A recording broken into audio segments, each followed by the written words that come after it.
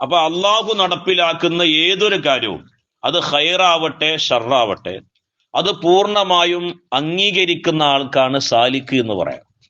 അങ്ങനത്തെ ആൾക്ക് എന്ത് പറയുള്ളൂ? സാലിക്ക് എന്ന് പറയുള്ളൂ. ഈമാൻ കാര്യങ്ങളിൽ പ്രധാനപ്പെട്ട ഒന്നാണ് എന്ത്? നന്മയും തിന്മയുമായ എല്ലാ കാര്യങ്ങളും അള്ളാഹുവിൽ നിന്നാണ് എന്ന് വിശ്വസിക്കല്, അല്ലെ? അത് ഈമാന്റെ ഒരു പ്രധാനപ്പെട്ട ഘടകമാണ്. പക്ഷെ നമ്മൾ പലപ്പോഴും അത് മറന്നുപോകും. നമുക്ക് എന്തെങ്കിലുമൊക്കെ ലാഭം ഉണ്ടാകുമ്പോ നമ്മള് അൽഹംദുലില്ലാഹ് അൽഹംദുലില്ലാ അള്ളാഹു താല എന്നെ കൈവിട്ടില്ലല്ലോ എന്നൊക്കെ പറയും. നമുക്ക് എന്തെങ്കിലും പ്രയാസം ഉണ്ടാകുമ്പോഴോ നമ്മളെ സ്വഭാവങ്ങളൊക്കെ നേരെ തിരിച്ചേക്കാൻ, അല്ലെ? എന്നാ നമ്മളെ ഈമാൻ കാര്യത്തിലൊരു വിശ്വാസം എന്താ? നന്മയും തിന്മയുമായ എല്ലാ കാര്യങ്ങളും അള്ളാഹു താല കണക്കാക്കിയതാണ്. അത് വിശ്വസിക്കുന്നുണ്ട് നമ്മൾ.